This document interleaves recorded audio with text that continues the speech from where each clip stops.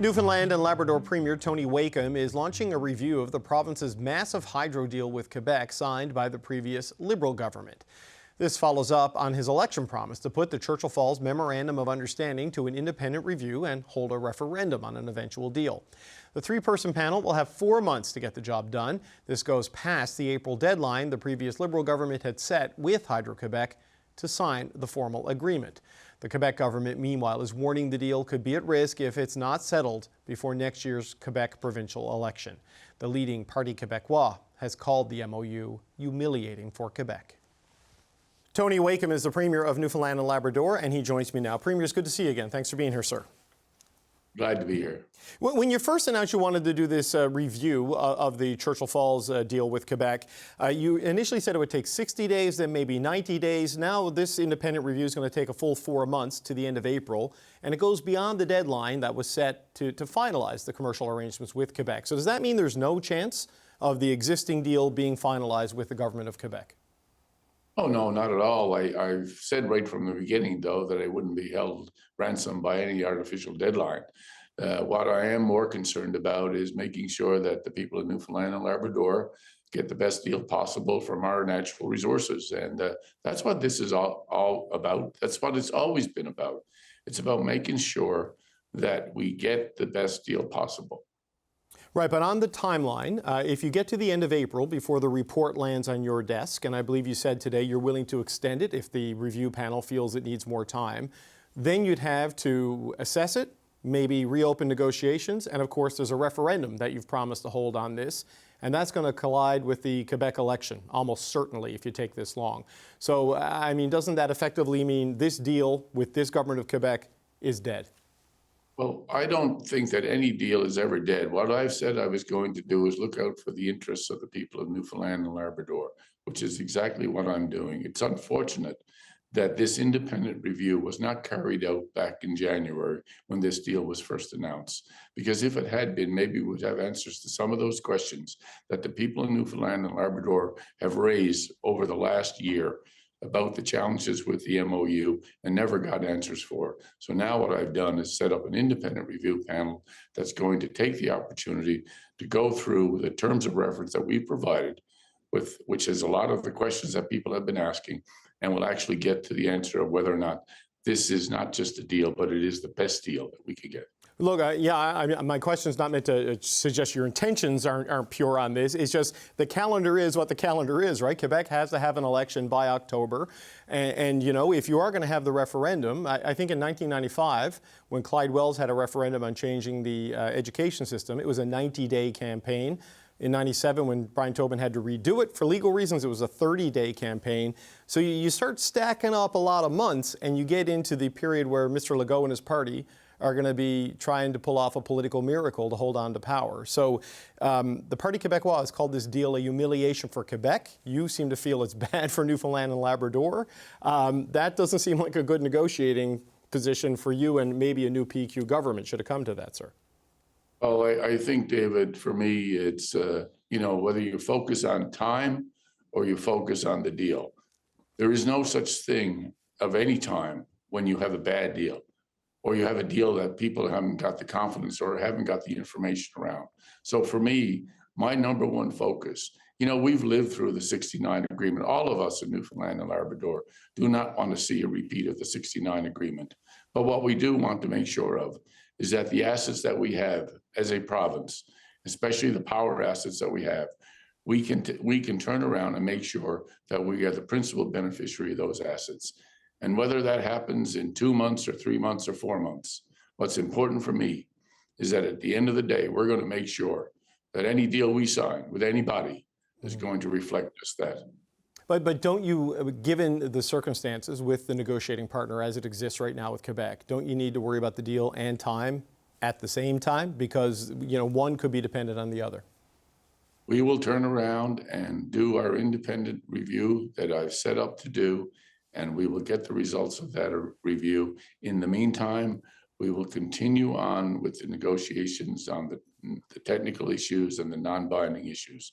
So we'll continue that piece of it, but we will make sure that we have this independent review done. But how can you continue with the technical finalization of the deal while also doing a review to see whether the deal is worth doing. Those seem like like, how can you start one process until the other is done?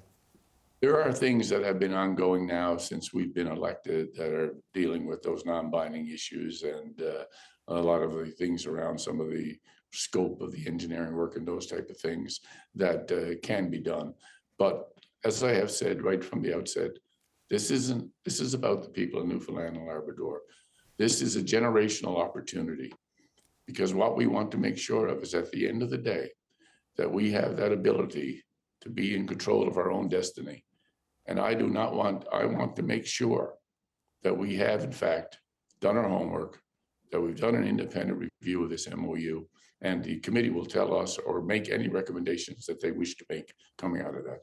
Okay, so you want an independent review so that you can have confidence in the deal, and presumably so the public can have confidence that any deal has been, vetted by neutral arbiters and given the stamp of approval or concerns have been raised. But you've appointed Mike Wilson to your review panel, a former president of the St. John's Board of Trade, well-known person, but he resigned from the oversight panel of the previous Liberal government because of concerns about this deal. And in October, he published an op-ed with the line, "The MOU results in an outrageous transfer of wealth to Hydro-Quebec and is an outright betrayal of the people of this province and all future generations."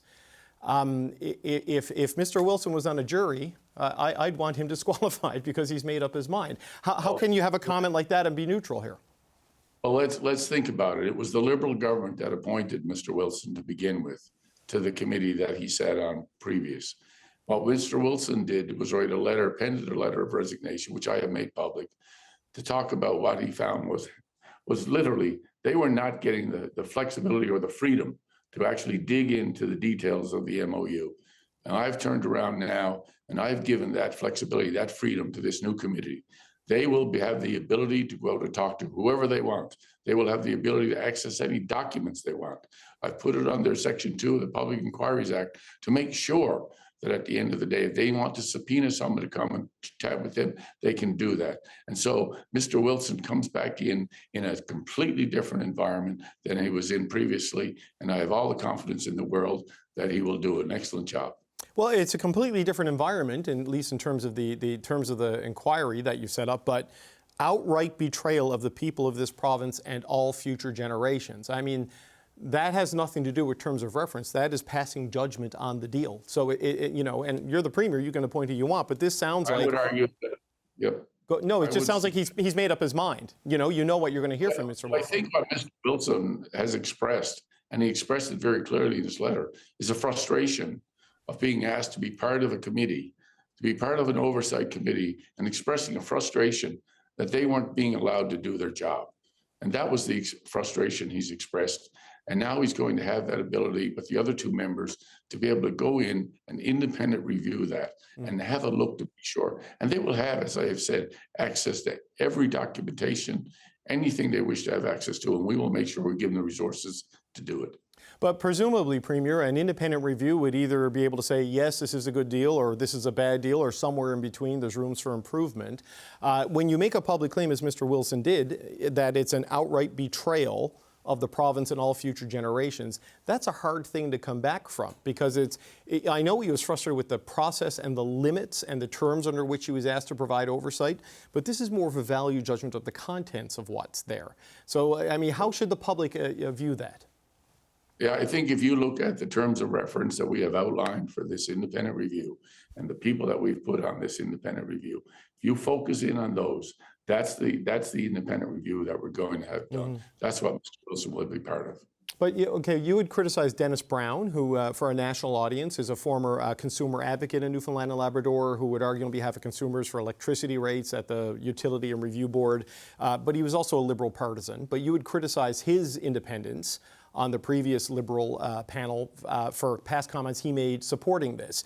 How is Mr. Wilson's comments here, which are quite strong, different than that? Mr. Wilson has never been a member of any political party, to my knowledge. And so he's never contributed that I'm aware of to the, as part of that. You know, he's not been a member, he's certainly not a member of our PC party.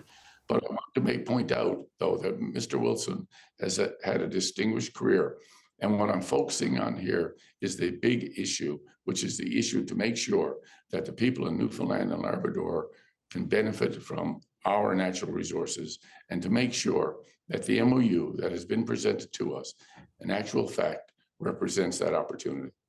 So while this is happening, you, as I understand it, Premier, you'll be going to Quebec at some point early in the new year to meet with Premier Legault and have a conversation about this, or at least members of his government.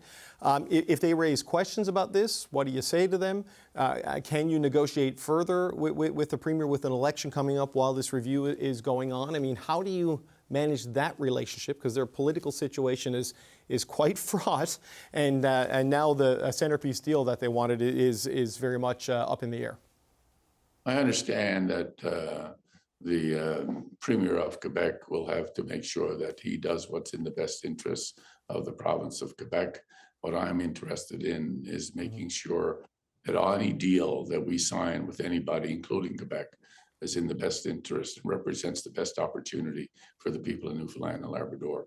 But as I said in my press conference earlier, we're willing to talk to anyone, anywhere, to make sure that we can provide not only our country, but the world with the energy that we have right here in Newfoundland and Labrador. So just one last question, Premier. The review runs until the end of April. You've promised to have a referendum on whatever it is you're going to do or not do with Quebec. What's the timeline for that now that we have some clarity here? Would that be in the late spring? Would it be in the summer? Or would it have to wait until fall? Or is it dependent on a whole new set of negotiations with Quebec potentially? So essentially what we're talking about here is a deal. Right now, we don't have a deal. We have an MOU. We want to make sure that the principles of the MOU, which is what's being talked about as being the one thing that that the previous Liberal government says is the best deal we can get. I want to make sure that it is the best deal that we can get. But when it comes to a deal, or any deal that we make, as far as the PC government, as far as my government is concerned, when we get to the stage that we're ready to sign a deal, we will bring that to the people of Newfoundland and Labrador. Okay, so no referendum until Tony Wakeham has something that he's willing to put to the people that he is satisfied with. So we could be talking about quite some time. Well, let's see. I'm not going to prejudge what the independent review committee will find, and so I'll wait and see what the results of their independent review is. Tony Wakeham, Premier of Newfoundland and Labrador, thank you, sir. You have a Merry Christmas. I'm going to be spending some time and money in the province over the holidays, so thank you for your time today, and have a good holiday. I always like to hear that. Come and spend your money. Merry Christmas, and I hope you have a great Happy New Year, too. To you and all the family. Thank you, Premier. Thank you.